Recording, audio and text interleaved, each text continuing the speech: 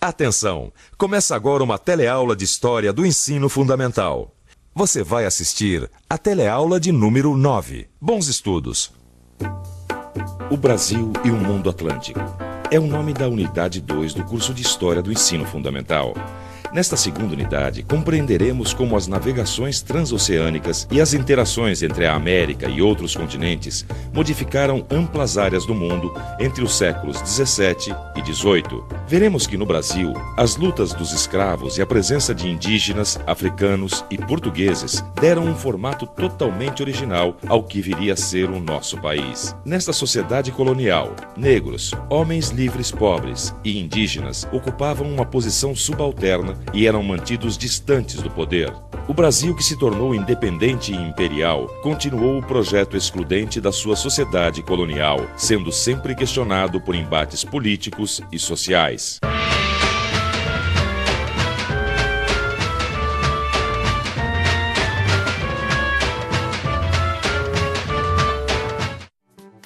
Fruta é tudo de bom. Olha só que delícia. Manga, jaca e a nossa brasileiríssima banana. Você concorda com isso, certo? Errado. Aqui está a primeira surpresa da teleaula de hoje. Nenhuma dessas três frutas, nem mesmo a nossa querida banana, é natural do Brasil. De onde você acha que elas são? Não tenho a menor ideia. Eu acho que veio da África. Das Antilhas, né? Do Amazonas. Eu acredito que da Bahia. Uma boa parte das frutas eram da Índia, da Ásia. Pois é, acertou quem achou que elas vieram da Ásia. Chegaram ao nosso país através das rotas marítimas dos séculos 16, 17 e 18. Surpreso? Pois fique sabendo que a tão comentada globalização não começou hoje, não. E isso tem tudo a ver com a nossa questão da teleaula de hoje. Na teleaula de hoje, você vai conhecer mais sobre as diferentes partes do mundo que se conectavam com a América entre os séculos 17 e 19. Vai viajar por mares que naquela época entrelaçavam as histórias do nosso país com as da África e da Ásia. Vai constatar que conhecer melhor a história de outros povos contribui para conhecer melhor a nós mesmos.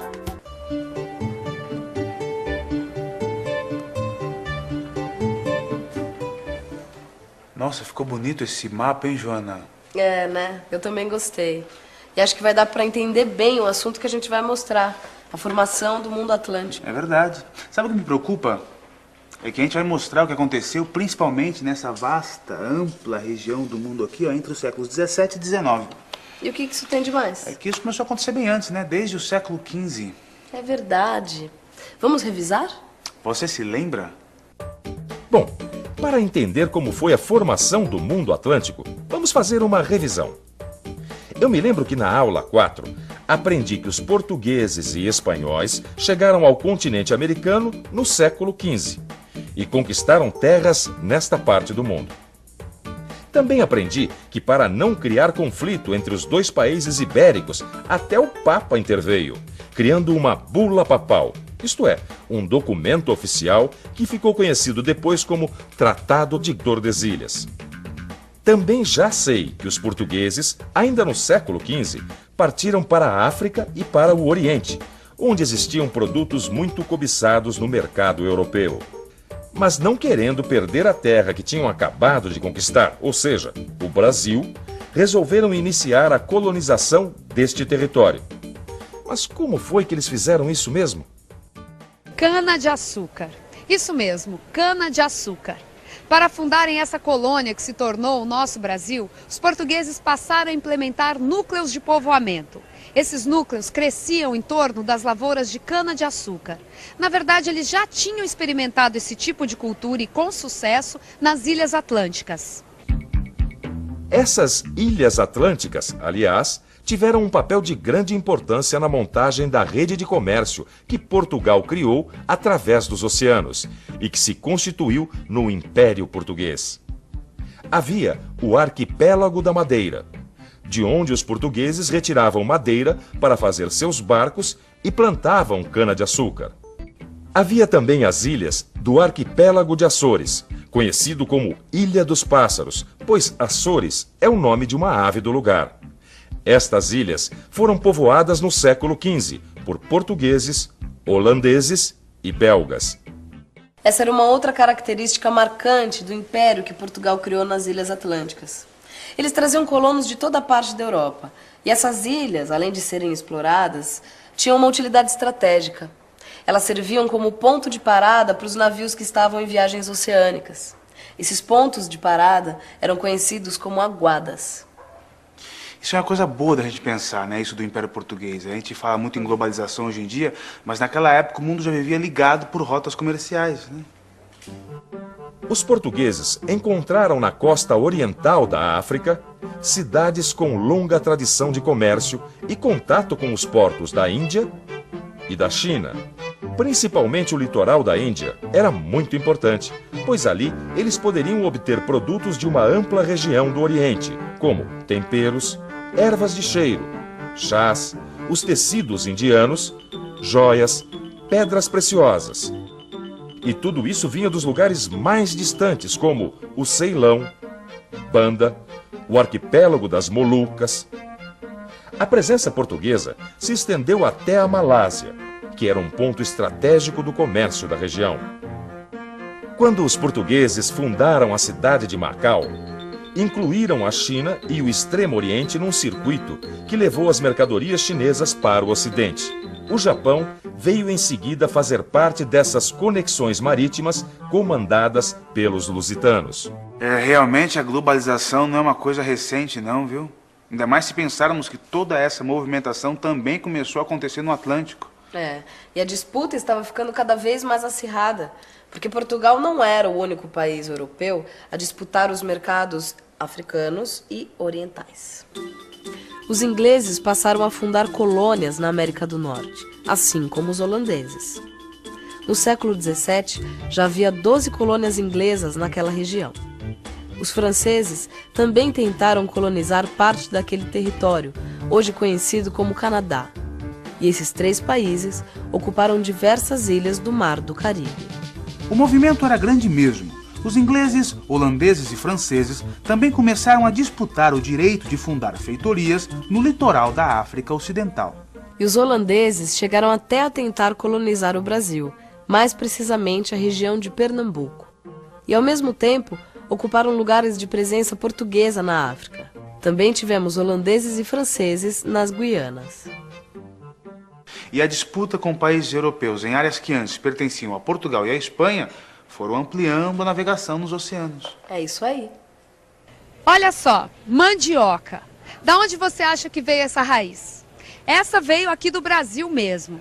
Mas o interessante é que a mandioca virou base de comida típica na África. Isso mesmo que você deve estar pensando. Essa é apenas mais uma das trocas culturais, agora na mão inversa, do Brasil para fora, surgidas daquele intenso intercâmbio mercantil entre América, África, Ásia e Europa. Nenhuma outra atividade comercial e marítima foi tão intensa para a formação do mundo atlântico quanto o tráfico negreiro, isto é, o tráfico de escravos africanos. Os negros escravizados eram capturados e levados até os portos no litoral da África, onde permaneciam num armazém, esperando um comprador chegar no navio. Uma vez comprados, eram contados e registrados, pois se tratava de um negócio. Algumas vezes eram batizados no porto, recebendo um nome cristão. E então eram embarcados nos navios negreiros, conhecidos como tumbeiros. Mas os negros trouxeram com eles uma bagagem cultural riquíssima. A grande força espiritual dos povos africanos influenciou de modo profundo a nossa cultura, a nossa língua, o nosso jeito de ser. Quer dizer que com o tráfico negreiro se consolidou uma área de comércio. Exato. Através desse comércio infame, se formou uma rede de comércio interligada pelos oceanos. E essa rede toda estava consolidada entre os séculos XVII e XVIII. Isso mesmo. O século XVIII foi o tempo mais ativo dessas conexões feitas pelos oceanos. Em função das atividades comerciais, reinos africanos se fortaleceram, assim como algumas cidades das Américas e grupos comerciais da Europa. Você já pensou na quantidade de gente navegando por esses oceanos, trazendo e levando mercadorias? Não só mercadorias, informações também.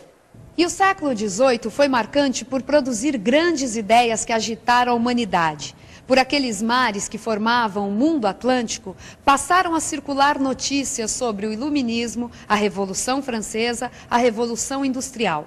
Assuntos polêmicos que traziam com eles as ideias de liberdade e, no caso do novo continente, de independência.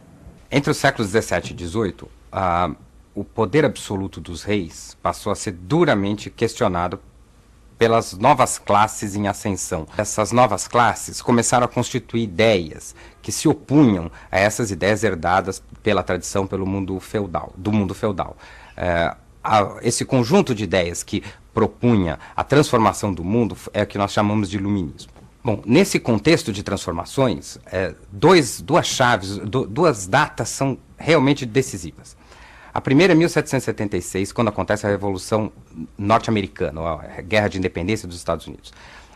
É a primeira vez que uma colônia se torna independente. E mais do que isso, a Revolução Norte-Americana incorporou as novas ideias de república, de democracia, de constituição, que estavam sendo gestadas lá na Europa. Outro momento foi a Revolução Francesa, que é o marco fundamental do que nós chamamos de passagem do período moderno para o período contemporâneo. A gente falou bastante da África, né? Mas não podemos esquecer também do comércio com a China, com a Índia. Com o Japão, é verdade. Todas essas culturas vieram fazer parte das conexões marítimas comandadas pelos lusitanos.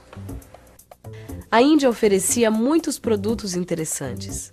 As especiarias, que eram os temperos e as ervas de cheiro que davam um sabor especial aos alimentos. E ainda havia os chás, que além dos valores medicinais, poderiam ser bebidas prazerosas.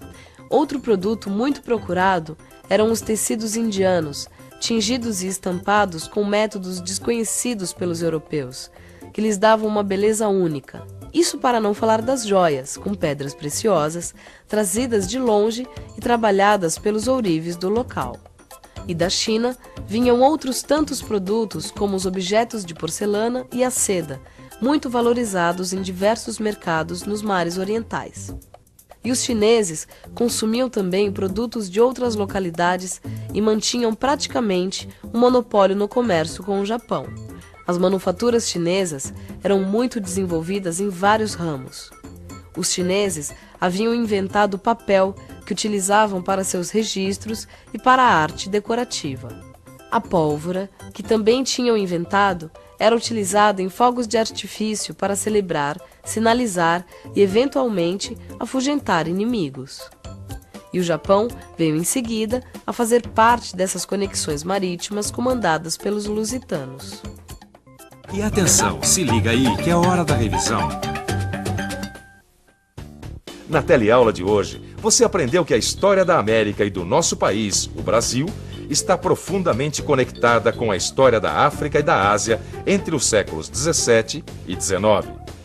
Viu que este processo teve início no século XV com as grandes navegações, que interligaram o mundo conhecido, criando conexões comerciais em toda a costa oriental da África, chegando até a Índia, a China e ao Japão, formando o Império Português.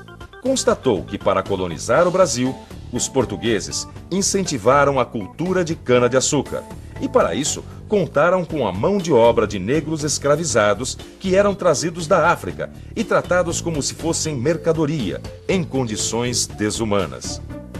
Viu também que, em meio às trocas comerciais, houve também muito intercâmbio cultural, com ideias e técnicas que iriam transformar o mundo.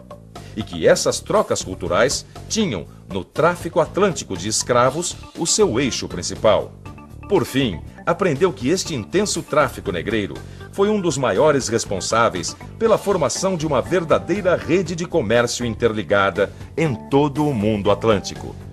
E as mudanças trazidas pelo século XIX vão trazer ainda maiores consequências para esse mundo atlântico e para o Brasil escravista. Mas isso você vai ver nas próximas teleaulas.